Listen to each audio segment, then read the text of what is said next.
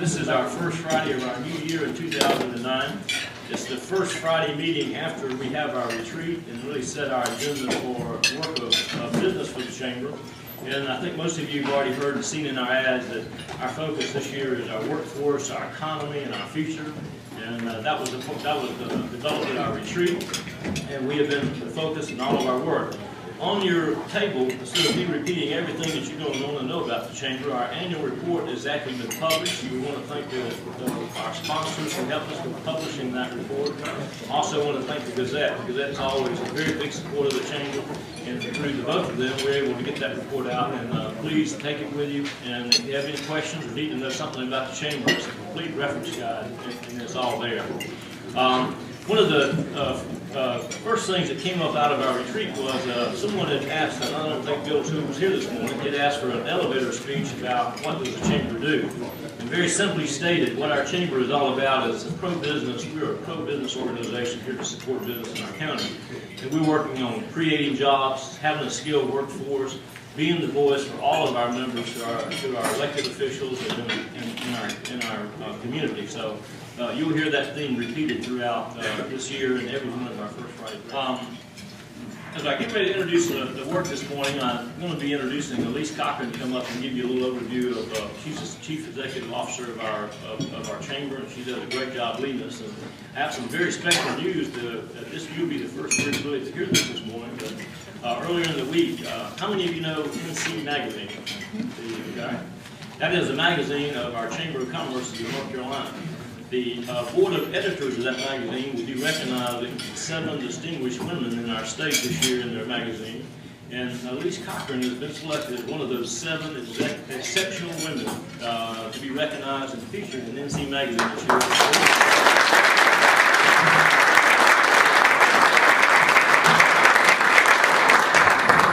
Good morning, Gaston County.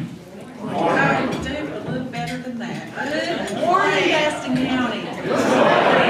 And everybody repeat with me, we will survive. We will survive. And that is exactly what we all will do together. And that is what, if there are many roles of your chamber, but to be the cheerleader for this community and remind our business community that we will survive, that is one of the leading roles, and we will survive this year. We will survive the downward economy, and our businesses and our community will be stronger for it. Thank you, Elise.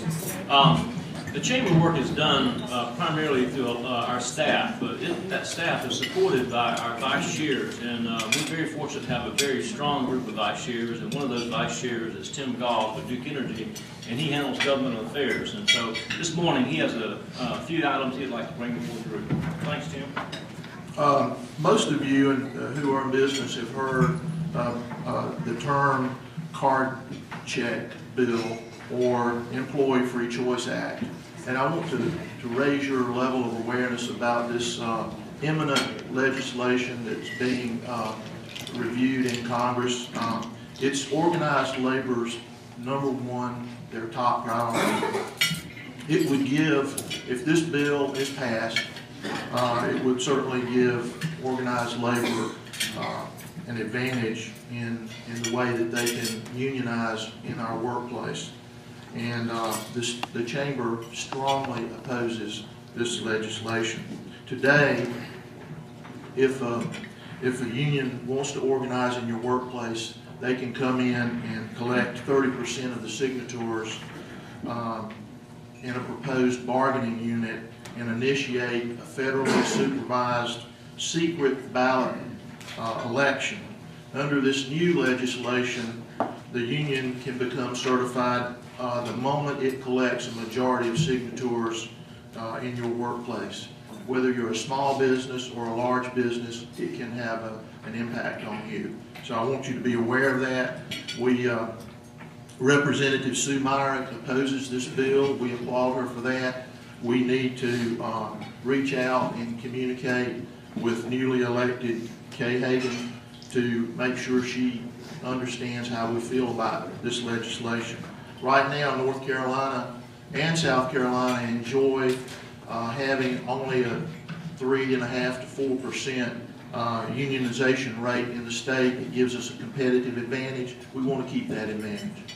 And so I'll bring that to your attention. The other thing that I wanted to share with you this morning is a letter that we sent to our elected officials on behalf of businesses and industry in the community, asking them to be considerate of any legislation or ordinances that could affect or slow down business transactions. We've asked them to not initiate any taxes that would add to the cost of doing business, streamline processes in the organization so that we can reduce time to market, anything that would slow down or prolong inspections or other transactions, and do what we can to eliminate rework for business unless it creates an unsafe or illegal situation. As has been said by Fred, we appreciate the relationship that we have with our leaders. You guys and ladies have a very, very difficult task. We have a wonderful relationship with you. We support you, and we think that you know, we don't envy you.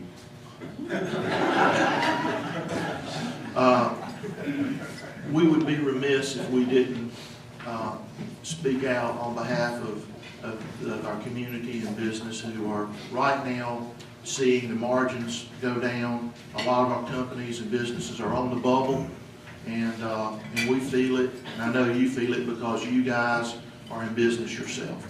But thank you for what you're doing, and God bless you for what you're doing. Mr. Chairman, that's my report.